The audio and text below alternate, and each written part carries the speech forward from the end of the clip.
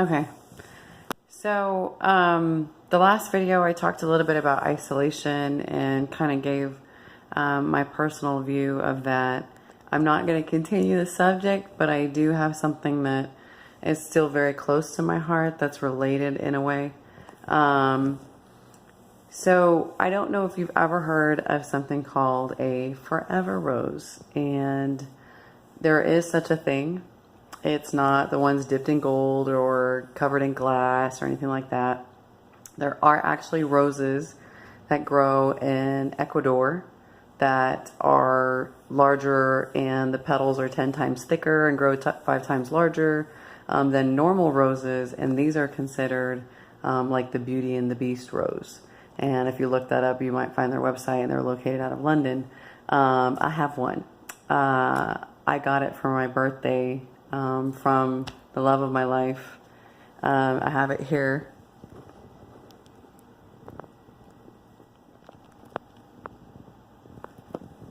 And it's in a glass dome, and it will literally last forever.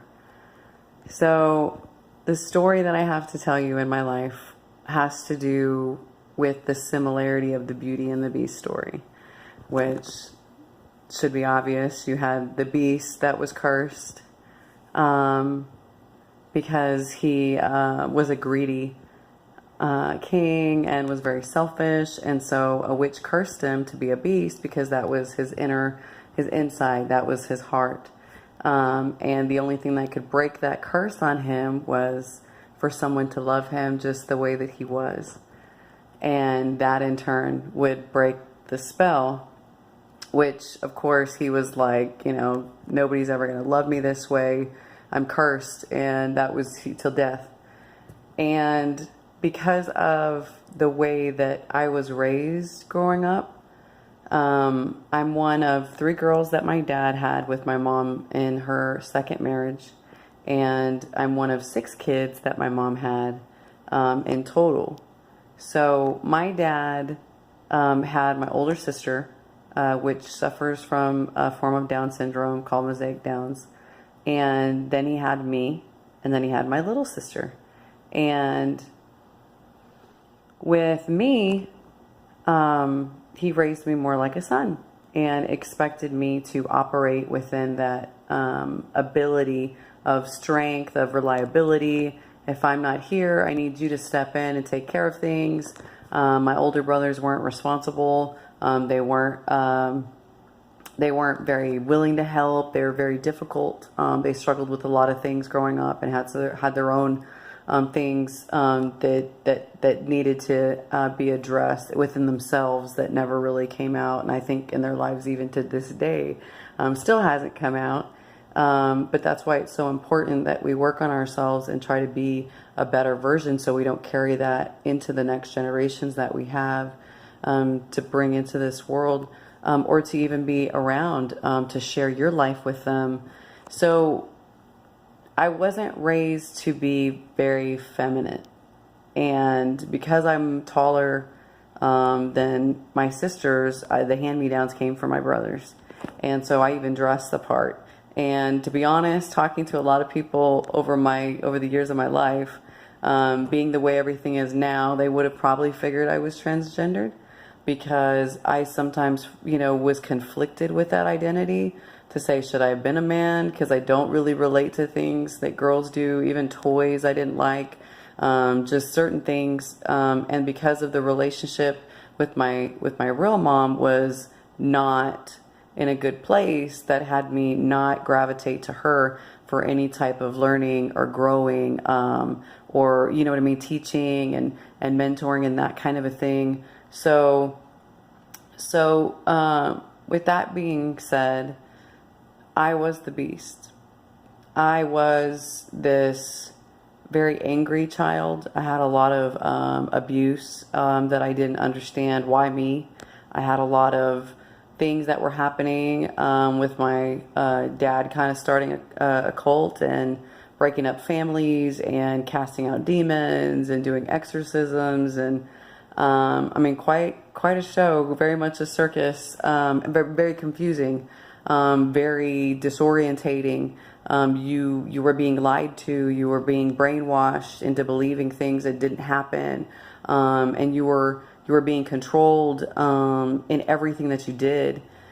Very, very difficult to try to pull yourself together when the ones that you think love you the most are the ones that are actually hurting you and destroying you and tearing you down and ripping you apart and in essence killing you, slowly killing you.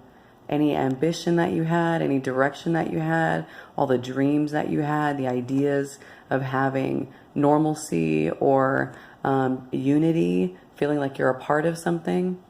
And because I am very headstrong, because I was having to figure things out for myself, and I did pray a lot as a child, because I was raised, Mormon first, and that had a lot of things that I did not accept or want to be a part of, but it did allow God to be a part of my life, and me and Him kind of worked the differences out. But as I got older, I had things and giftings in me that when people would touch me, they would feel things. So then I became the untouchable. A lot of the abuse that I went through left me not wanting to feel touch, not wanting to have that hand on me because I didn't know what a good hand felt like. And it was to the point to where, when I would take a shower, that I would just cry when my hands touched my body because it was the closest thing, to touch, to human touch at one point that I even knew. And a lot of the things that I went through was survivor mode.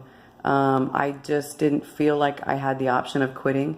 Like I said, being raised a boy, to my father, it was, you don't accept weakness as an option. You have to continue to fight and pull that inner strength to do what you have to do because he was out, he was an out-of-town salesman and was gone a lot, and he had to do what he had to do to take care of his family. And so in essence, that was the imagery that I had. That was the okay, I need to be more like him. And so that shut down a lot of the feminine qualities in me. It shut down my desire to dress like a female. Because now I'm conflicted with my body because of the way I've been mistreated. Now I'm thinking, okay, if I put myself out there, it's just like a piece of meat to a pack of wolves, and why would I do that? I became very physical. I was, I did my own workouts at home. It was my way of dealing with a lot of the stress that I was under, but I also was very physical in fighting, very verbal in expression. And I was this beast. And later it became a coin because of, my ability to kind of do things that, okay, didn't really expect you to be able to do that, but I'm like, I'm a beast. Like, what do you expect? I'm not trying to accept that I can't do this or I'm helpless, because that was never something that I lived in or really wanted to be a part of. So then I struggled now in my 30s. Seems so bad. And I'm sorry if I get a little emotional because this was kind of touchy for me. But I struggled in this season of my life where now I've moved away. But I had met a man after I'd been divorced, and I had a 10-year relationship before that from 16 to 26. I met my ex-husband at 28. We were divorced by the time I was 29. It was really bad. And then I was like, all right, I'm hanging it up. Not, I'm just so done, because I'm not one that can love in pieces. So it literally just shreds me to have to sever that connection. And being in a 10-year relationship from 16 to 26 was very raw. Like, that's something that most people don't have in their latter years. But to have that so young was very purposeful too. So with that being said, I wanted to get into this struggle with the beauty side of me, because I know the beast. I can do the beast very well. It became so much a part of me that when I met this man that is a complete answer to my prayers, and God sent him right at the time that I needed him. And he came in the middle of the disaster of Hurricane Harvey. I work for a propane company, and he was in a team that came down to help. And the moment he walked into that room, something sparked inside of me, and I've never been the same. And I know that God does divine connections. I know there's divine purpose, but biggest, there's divine time. And that had that happened at any other time, I don't know what I could have given, because I don't think it would have been everything I had. After the marriage, failing, I had to really work on myself. And I was 33 when I met him, so there was some time in between. But back to the point is, I struggled with this beauty side, and I'm like, he deserves to have that. Like, he deserves to have like a woman, and not like a dude trying to be a woman, or this, which really sounds bad, but trust me, it is a lot like that. Or, you know what I mean? Like, how do I figure this out? Like, how do I go about trying to embrace this inner flower, if you will, that had never had an opportunity to open up? And the whole idea of makeup or hair, or, it just really, I literally would just cringe, because I was so uncomfortable. Like, I didn't really know how to approach that. And of course, people are always like, well, you never really needed makeup. And I'm like, yeah, that's great. But, it's not the same thing.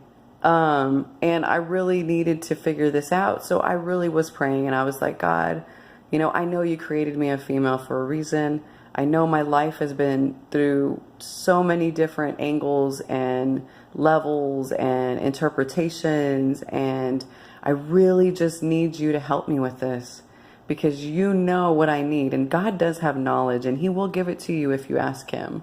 So I moved over here, and I had to figure this out, because this was a huge step in my life. What if this man is the man I'm going to marry? What if we're going to have children? What if I have daughters? How am I going to teach them? How do I do this? And I never really thought about it, because I never saw my ability to find it. I always thought that, I guess it would just come natural, or, my man could just boss me around and tell me what to wear, and I really didn't have to put a thought into it. He could just be like, go wear that, put it on, do this, do that, which is kind of how my ex-husband was, even though he was very demeaning and very hurtful, and he did it in a really ugly way, and it just always made me feel broken and not good enough, and I was ashamed of myself, because he made me feel like I wasn't a whole person, just because of that, instead of trying to help me and encourage me. But so I decided that I was going to start learning and trying to become this inner flower, per se, or let it come to the surface, so that I could give him more in a relationship. Yeah, it's cool to have a ride or die, but it's also, very important for a man to have a woman in his life, to have the support group, the helper, not the bossy, demanding, controlling, and I'm not that, even though I've had to be in the other relationships, that I've been in. But I really just wanted him to have like that, the purest form of that inside of me. So I went digging, and I struggled, but I kept pushing through, and I bought all this stuff to do my hair, and then I burnt my face, I burnt my ear, I burnt my head. I burned my fingers. I know it seems so bad. I'm laughing at myself too right now, but it was so hard for me. I didn't know how to do it, and I know for a lot of women, in your mid 30s, really, and I'm like, well, I've never had the opportunity. I think the best I got was a straightener. I got pretty good at a straightener, but I wanted to be able to give him everything he wanted, and he fancied the curly hair, and so I was like, I've got to be able to learn this. So I just kept pushing myself and pushing myself. Okay, try it again. Okay, try it again. Okay. Same thing with makeup. Okay, I don't know how to do this, but I'm going to do it. Try it again. Okay, take it off. Try it again. And I would be so uncomfortable, and I'm going to lie, I throw tantrums.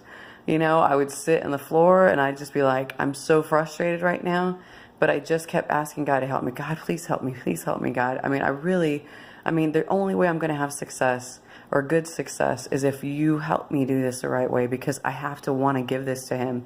So I've got to fight myself to go against what I feel and to do something that's against what I know. But I had to learn. I had to learn. So during this process, I didn't have female clothes. I had old work clothes.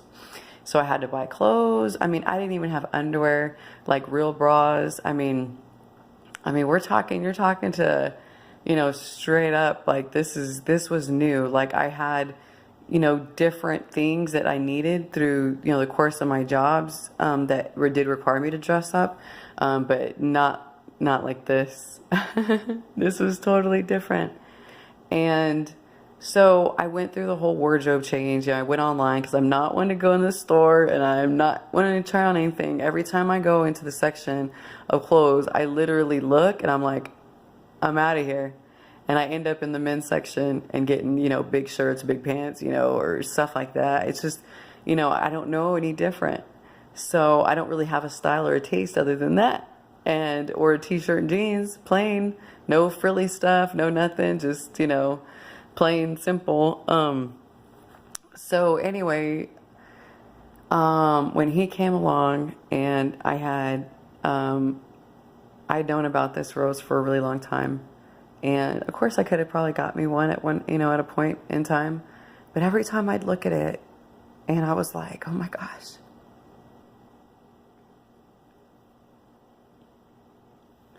It's so perfect. And I just never, I'm sorry, I never felt like I deserved it. And I never felt like it was something that I would ever see myself. Because in the story of the Beauty and the Beast, the rose symbolized the time frame. Every petal that fell off that rose was a moment that he was unloved, that he was left alone, that he was left to suffer. And a large part of my life, that's how I felt. Alone and suffering and and that hold that, when you're fighting, you hold, but then when the petal falls, it's released, it let go. It's not holding on anymore. And all those petals that fell were all those years, all those moments that he didn't have love. He didn't have true love. And when I told him about it, I was just really sharing just that, hey, did you know this is really cool thing? I didn't think anything of it. I really wasn't, thinking too much into it. I'm not one of those people that here, hint, hint, this is what I want kind of a thing. We had just got into different conversations, and this was just something that had come up kind of nonchalant. Anyway, and so on his own, he decided to get this for me for my birthday, and I freaked out. I freaked out because, like I said, I thought, I didn't deserve that. Why would he get that for me?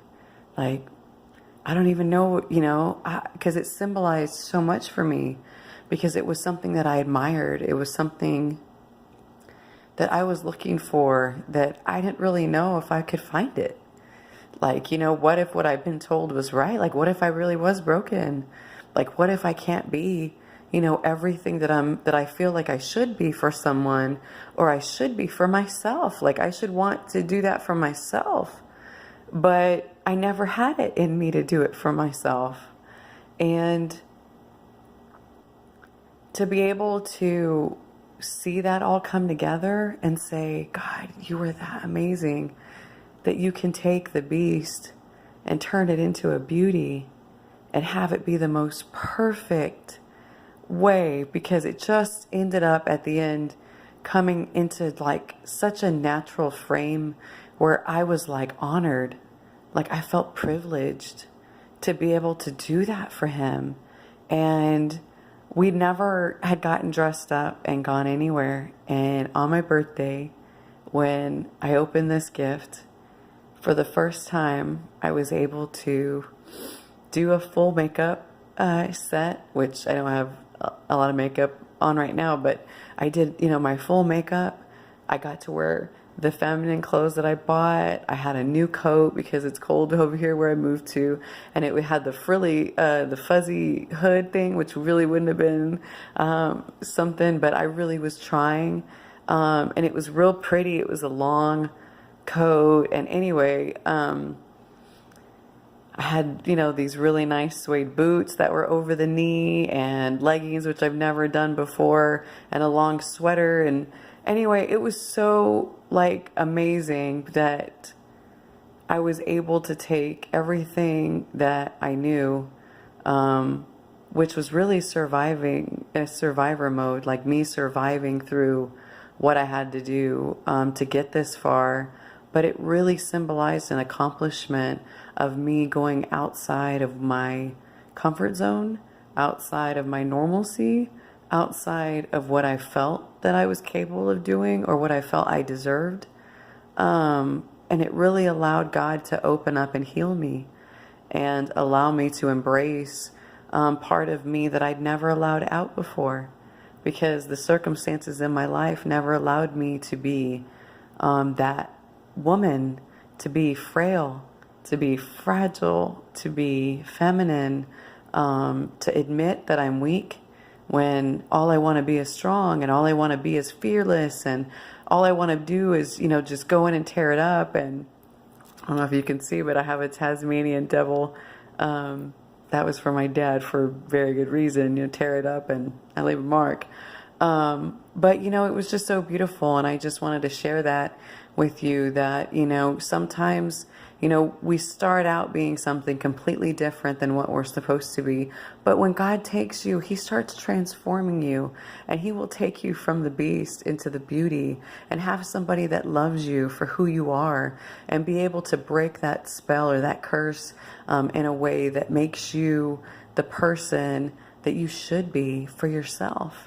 That gives you the ability to embrace your differences, to embrace that it's okay that you're not like everybody else. And you don't have to look like everybody else or even act like anybody else, because my life didn't give me that. I'm very rough sometimes. I'm trying to learn to tame down a little bit, but, which I am. I've come a long way, and people that have been around my life know that.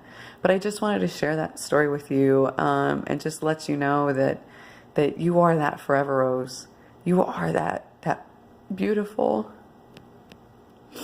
perfect, in every way. And God just wants to preserve that in you.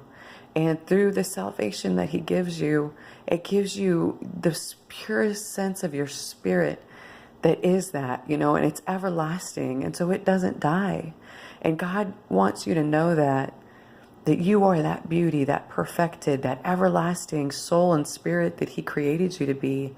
And it's okay that we are not all the same, and that there's beauty in differences, and there's beauty in molding and shaping. When God gets a hold of you and He starts transforming your life, He can do it from the inside out, and He can do it in ways that you've never known before. Just trust Him.